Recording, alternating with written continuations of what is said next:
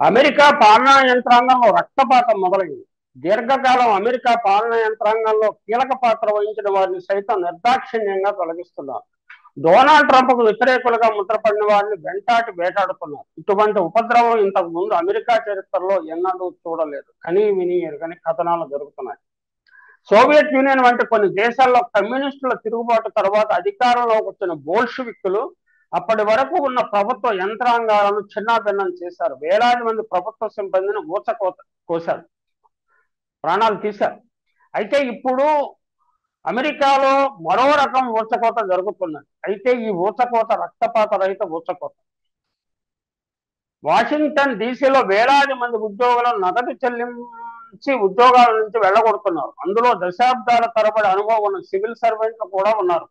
రాజీనామా చేయడానికి తిరస్కరించిన వారిని బలవంతంగా ఉద్యోగాల నుంచి తొలగిస్తున్నారు. కంప్యూటర్ వ్యవస్థలోకి ప్రవేశించే వారి సెక్యూరిటీ క్లియరెన్స్లను ఉపసంహరిస్తున్నారు. కొన్ని సందర్భాల్లో మొత్తం ఏజెన్సీలనే రద్దు చేస్తున్నారు. ఉదాహరణకు విదేశాల్లో అమెరికా ప్రయోజనాలను కాపాడేందుకు ఏర్పాటు చేసిన యుఎస్ఐడ్, దీని పేరు చాలా మంది వినే ఉంటారు, సంస్థను దాదాపు మూసివేశారు. కొన్ని ప్రభుత్వ శాఖల వెబ్సైట్లను పూర్తిగా మూసివేశారు.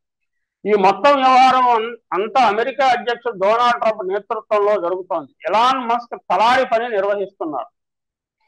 పాతతరం నాయకత్వం నుంచి అమెరికా రాజధాని దోచుకుంటున్న బందిపోట్ల నుంచి అమెరికాకు విముక్తి కలిగిస్తానని డొనాల్డ్ ట్రంప్ ప్రచారం చేసుకున్న విషయం తెలిసిందే. అమెరికాలో ట్రెజరీ లేక ఖజానా నుంచి నిధులను ఏ విధంగా ఖర్చు చేస్తున్నారో తెలుసుకోవడానికి ఎలాన్ మస్క్ ఒక బృందాన్ని ఏర్పాటు చేశారు. దీన్ని ప్రతిఘటించిన ఉద్యోగులను ఉద్యోగం నుంచి తొలగిస్తున్నారు. ప్రజల నుంచి ఎన్నిక కాని అధికారులకు అపారమైన అధికారాలు ఉండటాన్ని డొనాల్డ్ ట్రంప్ ప్రశ్నిస్తున్న విషయం తెలిసింది. అయితే ఇప్పుడు ఆ అధికారాలను తొలగిస్తున్న ఎలాన్ మస్క్ కూడా ప్రజల నుంచి ఎన్నికైన వ్యక్తి కాదు. అయితే ప్రజలు ఎన్నుకున్న డొనాల్డ్ ట్రంప్ తరఫున ఆయన అధికారాలను చెలాయిస్తున్నారు. ప్రతి సంవత్సరం ఫెడరల్ ప్రభుత్వం చేస్తున్న $100 కోట్ల చెల్లింపులు అజమాయిషి చేసే ఒక అధికారిని బలవంతపు సెలవు మీద పంపించారు. 35 సంవత్సరాల పాటు ఆయన అమెరికా ప్రభుత్వంలో పనిచేశారు. తనకు జరిగిన అవమానాన్ని భరించలేక ఆయన తన పదవికి రాజీనామా చేశారు. ప్రతి సంవత్సరం $6 లక్షల గృహ యజమానులకు, వ్యాపారులకు, సోషల్ సెక్యూరిటీకి, వైద్య సహాయానికి, ఫెడరల్ సిబ్బందికి జీతభత్యాలు, పన్ను రాయితీలు అందజేసే మరే అధికారి కూడా రాజీనామా చేయాల్సిన పరిస్థితి వచ్చింది. దీనితో అమెరికా ప్రభుత్వం మొత్తం పేమెంట్ సిస్టమ్స్ ఎలాన్ మస్క్ అధీనంలోకి వెళుతుందా అన్న ఊహాగానాలు వ్యక్తం అవుతున్నాయి. అయితే ఈ అధికారాలను ఎలాన్ మస్క్ ఎలా ఉపయోగిస్తాడా అని రకరకాల ఊహాగానాలు చేస్తున్నారు. ఇప్పటి వరకు ఫెడరల్ ఇంధనాల ఖర్చు వినియోగంపై వ్యవహారం అంతా చట్టసభలు, ప్రజాప్రతినిధులే చూస్తుండేవాళ్ళు. ప్రజలు ఎన్నుకోని ప్రభుత్వ యంత్రాంగం కంటే ప్రజలు ఎన్నుకున్న వారికి అధికారం కట్టబెడితేనే బ్యూరోక్రసీ పోయి డెమోక్రసీకి ప్రాధాన్యత ఏర్పడుతుందని డొనాల్డ్ ట్రంప్ అభిమానులు ప్రచారం చేస్తున్నారు. ట్రెజరీలో పనిచేసే అప్రూవల్ ఆఫీసర్లు మోసకారులకు, టెర్రరిస్ట్ ముఠాలకు కూడా చెల్లింపును చేసిన సందర్భాలు ఉన్నాయని వారు విమర్శిస్తున్నారు. ఈ ఆఫీసర్లను తమ జీవితంలో ఒక్కసారి కూడా చెల్లింపులు చేయడానికి నిరాకరించలేదని చెబుతున్నారు. అంటే వాళ్ళ డిస్క్రిషన్ ఎప్పుడు ఉపయోగించలేదని చెప్పదలుచుకున్నారు. ట్రెజరీ చేస్తున్న ఖర్చులపై ఎలాన్ మస్క్ కొన్ని వివరాలు అందజేసింది.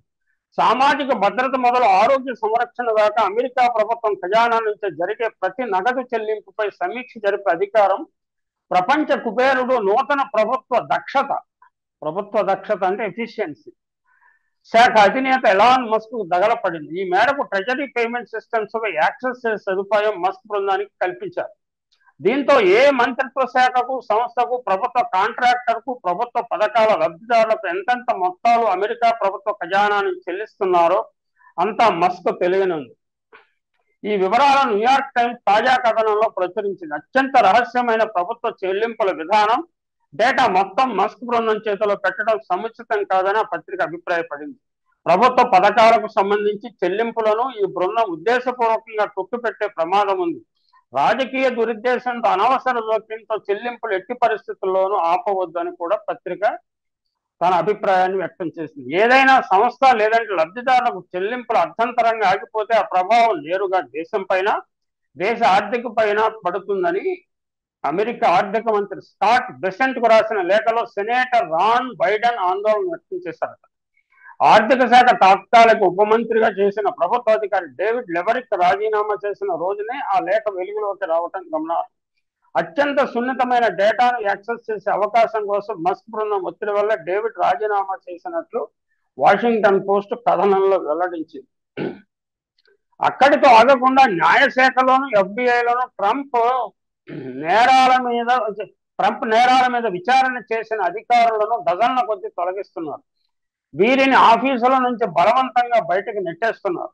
2 దశాబ్దాలుగా ఎఫ్బిఐ ఏజెంట్గా వాషింగ్టన్ ఫీల్డ్ ఆఫీసులో పనిచేస్తున్న డేవిడ్ సున్బర్గ్ను ఆ విధంగా తొలగించారు. ఉద్యోగాల నుంచి తమ తొలగించడానికి ప్రతిఘటించిన కొందరు ఉద్యోగులను బలవంతంగా ఆఫీసుల నుంచి బయటకు నెట్టేస్తున్నారు.